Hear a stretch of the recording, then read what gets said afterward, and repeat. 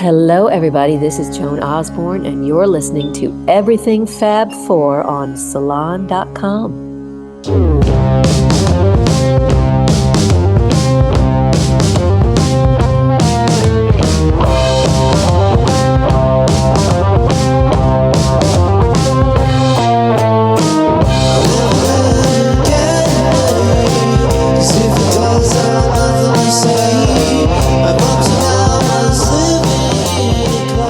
Welcome to Everything Fab Four, a podcast focused on fun and intelligent stories about the Beatles.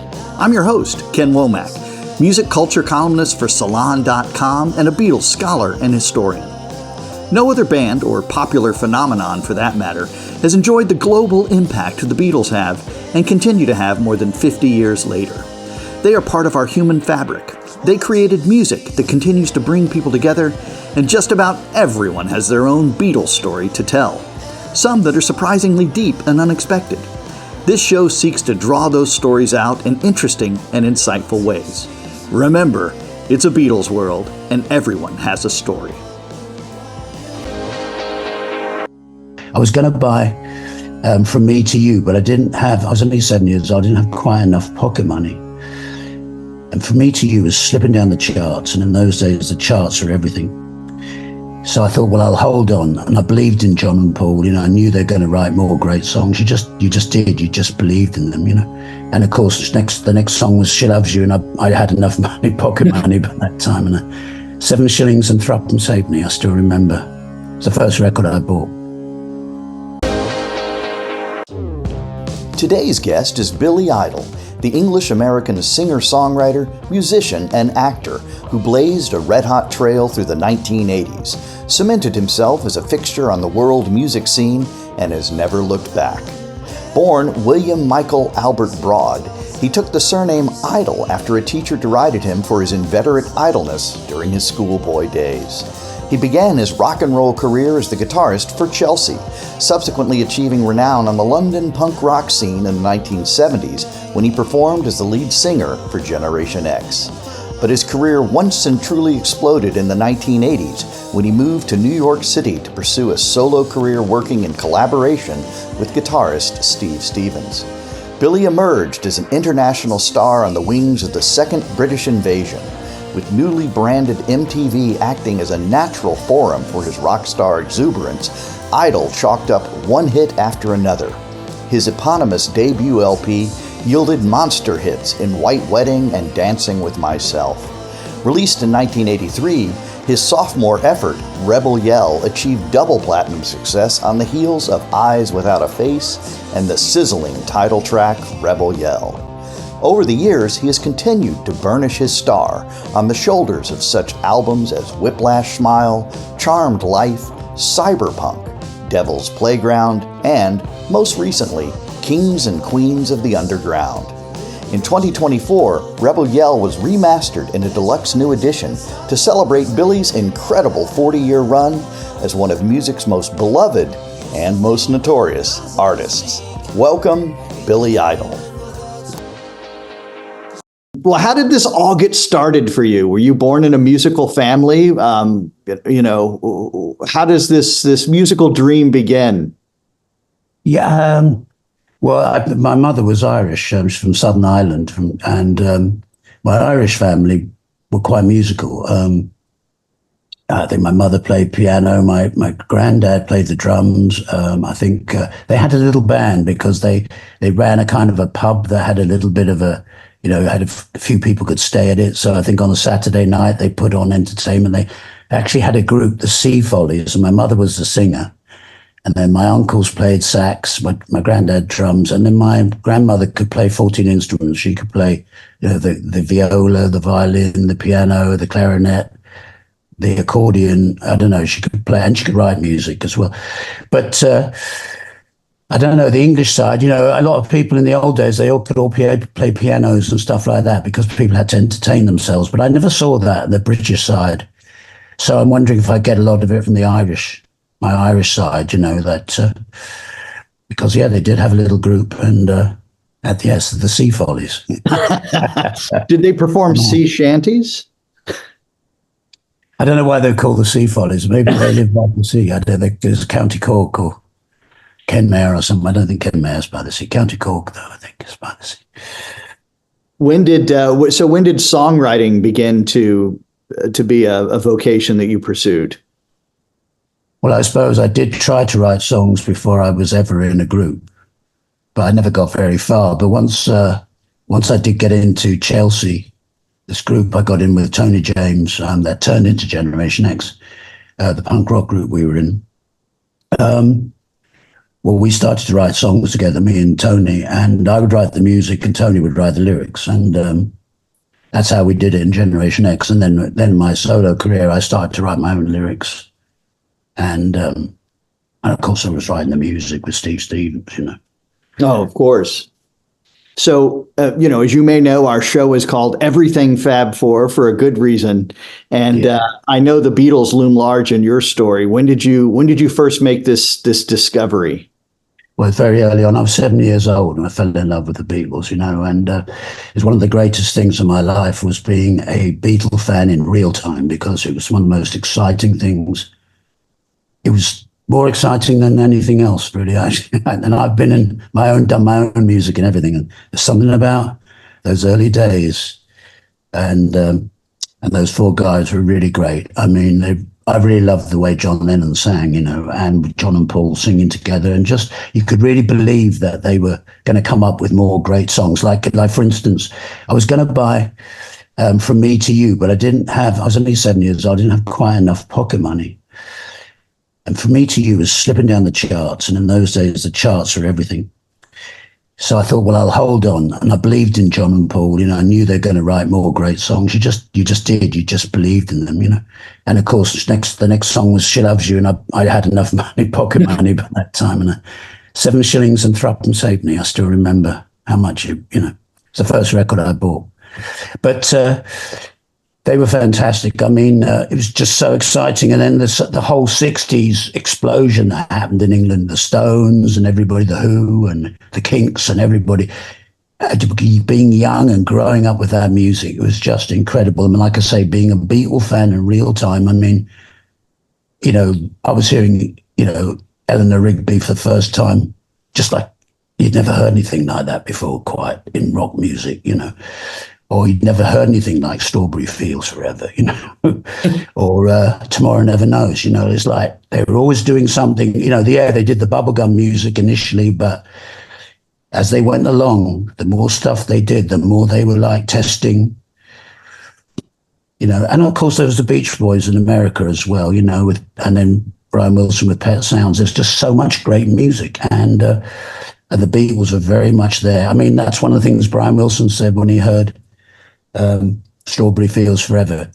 You know, he was going to do the teenage anthem to God or whatever, and then once he heard Strawberry Fields, he said, "They've already done it." I mean, that's how fucking great. I mean, and we were listening, you know, and I'm probably one of my, I'm like, I mean, you know, on my birthday's in late November the 30th. So the Beatles always put out an album and a single, you know, towards late November. So I'd always get Ticket to Ride or If I Feel Fine one year, or it was a Beatles White Album stereo I got for my birthday. I know it was the stereo because the Ringo, I've got blisters on my fingers, that's on the stereo.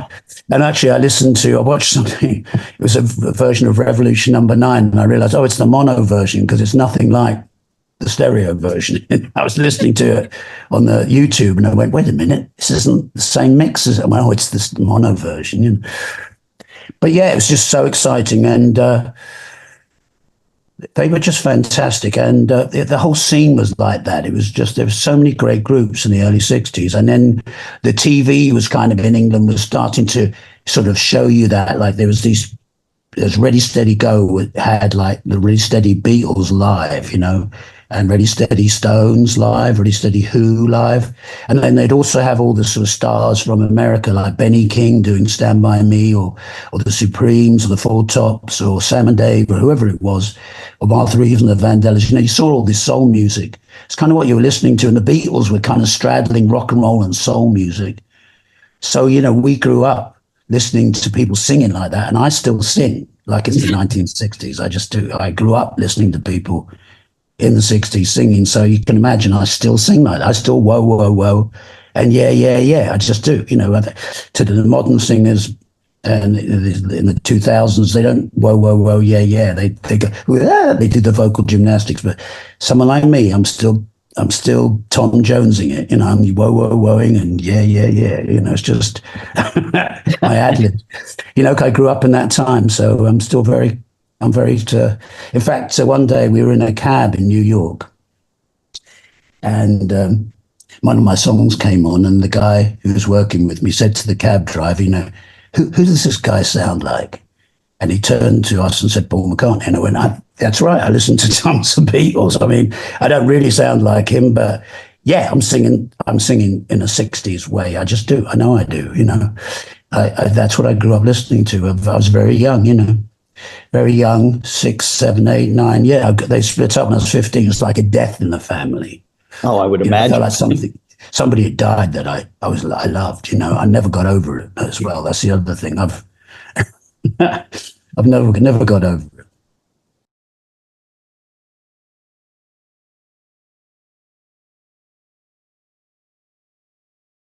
Right, and then we lose John, of course, 10 years later, and that's another unremedial hurt that we all carry. Yeah, I was just moving to New York at that time, with my solo career, and a friend of Tony James, who was in Generation X, Barry, had run into John Lennon on the street. So, because he'd gone there in 79 or something. So he came back and told us he'd met John Lennon. So I was thinking, I'm going to New York in 81. I was thinking I'm going to go there. But no, of course he got, late December, early December. And you would have made it happen. I was going to go you there. You would have found a way to meet him. So it's like, it's such a sad, so sad. Right, but you would have found a way, if we'd all been blessed and he'd survived and lived into the 1981, I know you would have found a way to be in front of the Dakota and make that introduction. Yeah, I've met Julian Lennon. I've hung out with him. So, know Julian a little bit. So he's great guy. So I'm going to ask you an impossible question, and I apologize in advance for it, but I know you're game for anything. So you described these shifts in the 1960s, moving from, how does a band go from Me to You to Strawberry Fields to the White Album, which is this big ballsy record, right? Think about that. I mean, they come out, and for your birthday, no less, right? They come out with this huge, that's a daring record for any band to make. How do they do that? I'm spellbound by it. Still, all these decades later. Yeah, I don't know. It's an interesting thing about the Beatles because, the Beach Boys tried to do a similar thing and it didn't work at all. They didn't carry on being able to change their music and people accepted it. They didn't. People didn't accept the new Brian Wilson music, but the Beatles were kind of a whole different kind of band where people could accept it. And I think they just went on and just did things and somehow they made it stick. And I suppose they were cooler in a way. Yes, John Lennon was cooler. And he had the lyric ability, whereas I suppose Brian Wilson had to depend on outside sources to write the lyrics and stuff. So maybe there was a weakness there, but the Beatles had it all in-house. And then they also had what the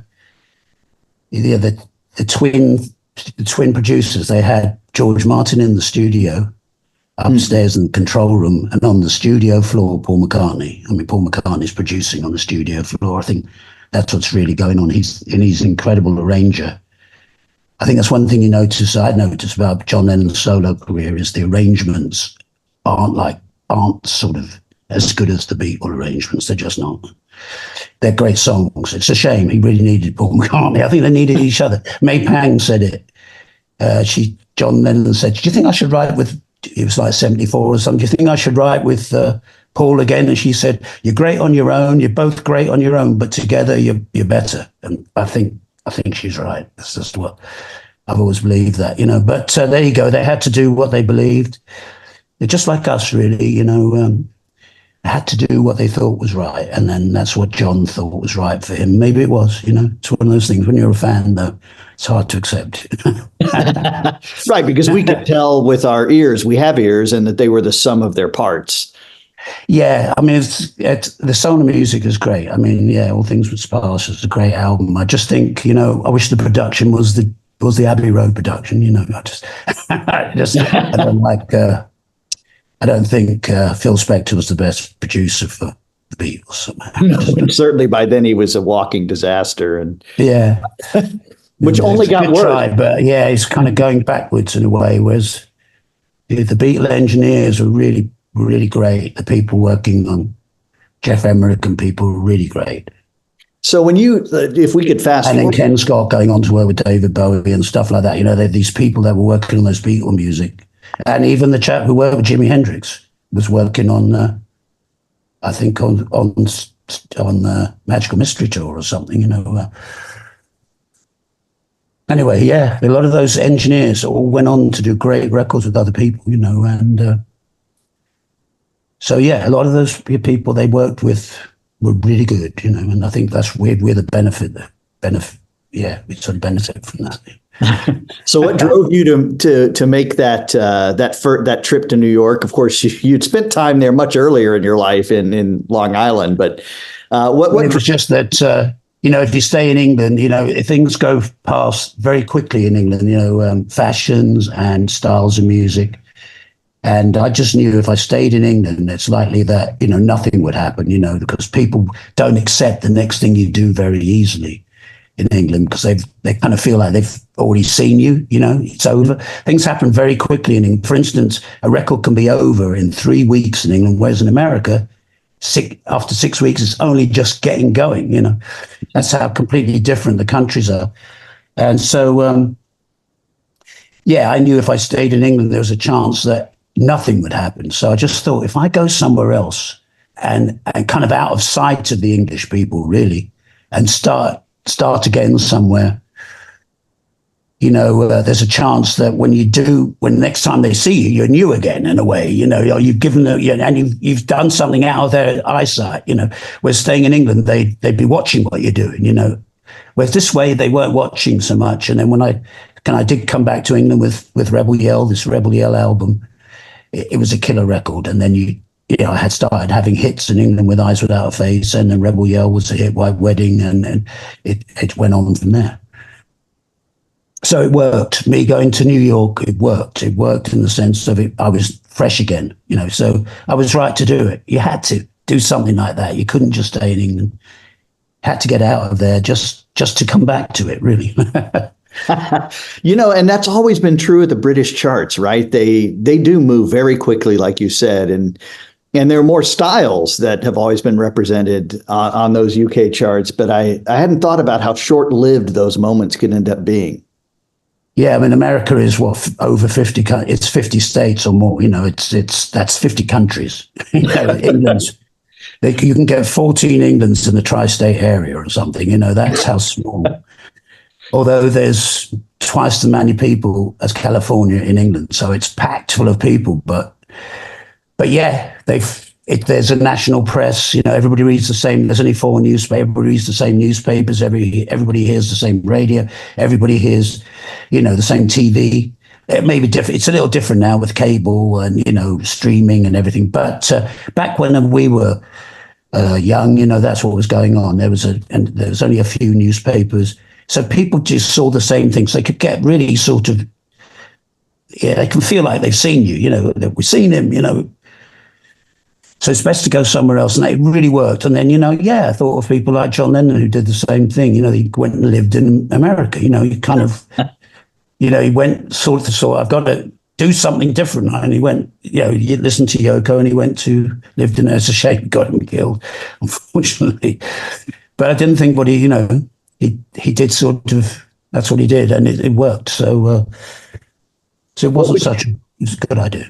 What would you say the big break was then when you moved to New York City in 1981? Was it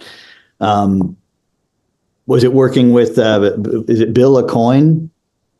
Well, yes, I did have Below Coiners managed Kiss, but he actually had been in television in the 60s and come out of television and become a manager.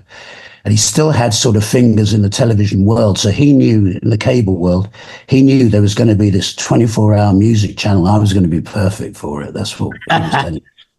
So that was another reason to move to America. So you're on, you wear this 24-hour music channel, because we knew we needed some kind of platform to sort of break through the kind of stranglehold the 60s and 70s music was kind of having on the early 80s, because a lot of the sort of people out of the 60s and 70s, I don't blame them in some ways, they just didn't want to believe the new music that was happening in the 80s was any good. They just didn't want to believe that. So it was a big thing to sort of like say the Rebel Yell album was a big thing for my second album. It really had to be good because we wanted to show people, no, this 80s, the music, there's going to be lasting music, there's going to be killer. And I'm sure Madonna felt the same way. I'm sure Prince felt the same way, because we were definitely coming up against the old school people who just didn't want to believe the 80s was cool. They were saying it sucked, and but we were out to show them, no man, these songs are gonna last. And so making the record Rebel Yell was really important. It was the second album, my second solo album, and there was also this second album of the triumvirate of me, Steve Stevens, and Keith Forsey working together. And I think we really sort of had got somewhere with the first Billy Idol solo album, and we were really, carrying on mining that scene with Rebel Yell, and it really worked for us.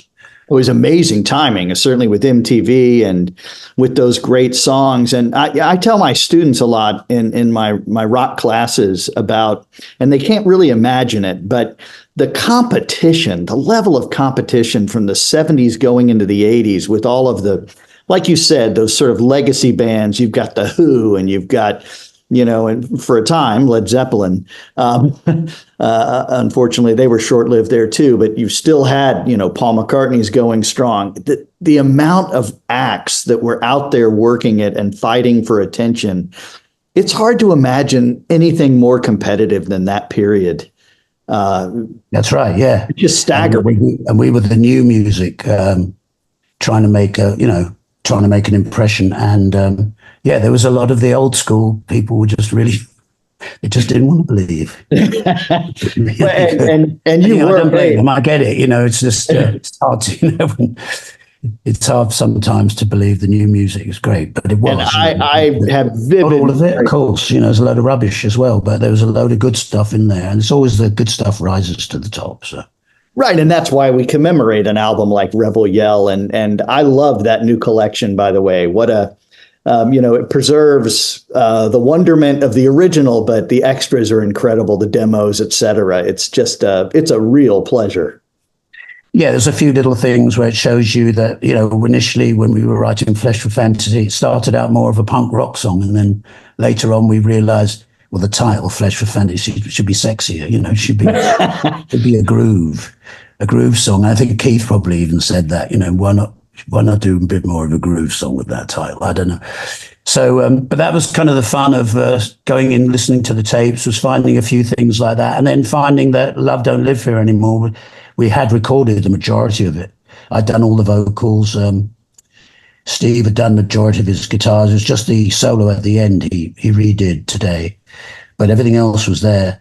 And, the only reason we didn't put it on the record was because we found out Madonna was doing a version of Love Don't Live Here Anymore, Rolls Royce's Love Don't Live Here Anymore. So we had a full complement of songs. So we decided, well, let's leave it off. And we never came back to it. And then so it was a pleasant surprise to find how much was there. And there was another song, Best Way Out of Here, that the majority of it was there. I don't know. I think I'm looking for what I'm going to sing, really, but there still shows you us trying to write a song and what we were doing. And it's that Best Way Out of Here has almost got a Prince influence. So you can see we were influenced by the people around us at the time, because I thought Prince was great. So, I love Dirty Mind and a lot of his I loved his albums. I saw him at the Ritz, and it was hardly at the Ritz in New York, and it was half empty. You know, it was like he was in the raincoat and rubber stockings and everything. Period. It was great, but it's fantastic. That was so exciting. You know, being on the scene in New York, because also I was there at the early days of rap was going on. I was seeing Grandmaster Flash and African Bambaataa.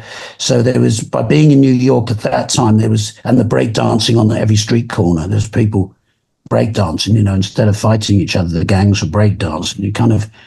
You couldn't help but drink all that in, you know. So much so, there's even that little bit in Eyes to Their Face. It's almost like me doing a bit of a rap, you know. That's right. On the psychedelic trip, it's a little bit, because I'm seeing Grandmaster Flash and all those sort of bands at the Ritz and African Bambaataa and stuff, you know.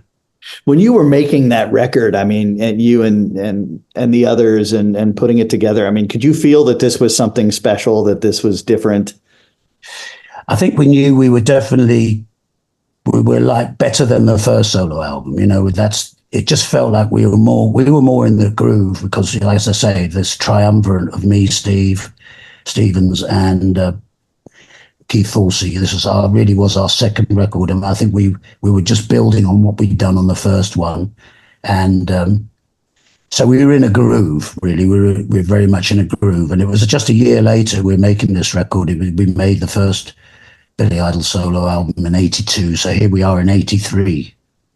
You know, it's just a year later, and we're just sort of building on what we'd done on the first album, but discovering discovering even more what Steve Stevens can do and how we could put that together with what I could do, you know.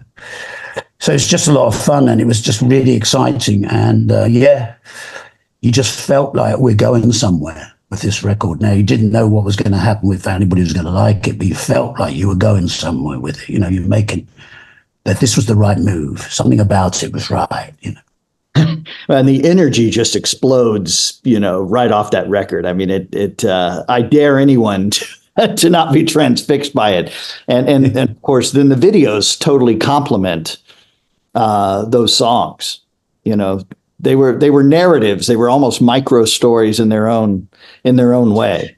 Yeah, a bit like, you know, we had to write our own songs. Well, I had to set the pace in terms of the videos, you know. So a lot of the imagery in the White Wedding video was all kind of me saying, I had this horror book that had, like, you know, say Boris Karloff in The Black Cat. And he's in this black altar with behind him are these white crosses, you know. So I said to the video director, let's kind of can we have something like that? So that's why we built this kind of altar with the crosses all around it for White Wedding. So, you know, I was very much in the running for the imagery of the video, so that it would all go together somehow. It was all emanating from me in a way, which I think that was super important, because it sort of set the pace for what the videos were going to be. Like, for instance, with Dancing With Myself, I got Toby Hooper to do it, you know. And I don't think anybody else at that time had a film director, a movie director do their video. I think I might have been one of the first people on MTV to do that, before even Michael Jackson did that, I think.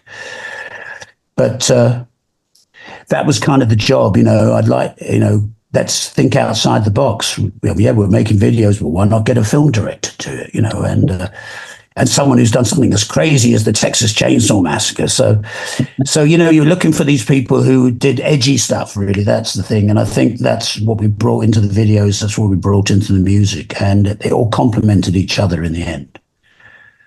And it made the songs, which were already great in themselves, come to life in ways that we weren't used to experiencing in quite the same way in the Beatles days, right? I mean, they certainly had videos, but they usually were just them playing, you know, doing something, not a storyline or anything like that. It would just be them playing the song, or like they are in what is it? Is it I Feel Fine? They're sitting on that bicycle, you know, that all behind each other, you know, yes, there's a lot, but there again, you know, they had their movies, and that's kind of where that was their videos, wasn't it? Really, the Beatles. That's movies. Right. They're the jukebox musical, right? We're kind of, you know, that was where you sort of got a storyline. So they made movies. So I saw, somebody must have taken me to see Hard Day's Night when I was 8. but I went on my own the next year to see Help and Hard Day's Night on a double bill, so I was only 9.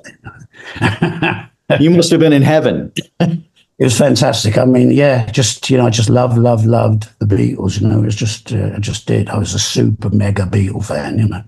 Still am. I can't help it.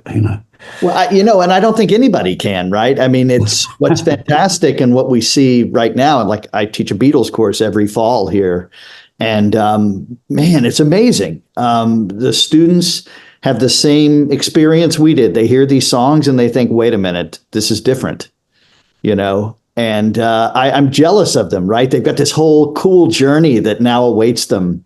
They've discovered something, and it will belong to them in their own way for their whole lives. Yeah, that's right. I don't know about you. I mean, when I've had dark times, I've literally thought to myself, at least I've got the Beatles. Well, yeah, that's right. Somehow that there's something you really hold on to. That's sort of they're like a beacon of light in a way that we kind of hold on to. Yeah, when things are bad, always got the Beatles.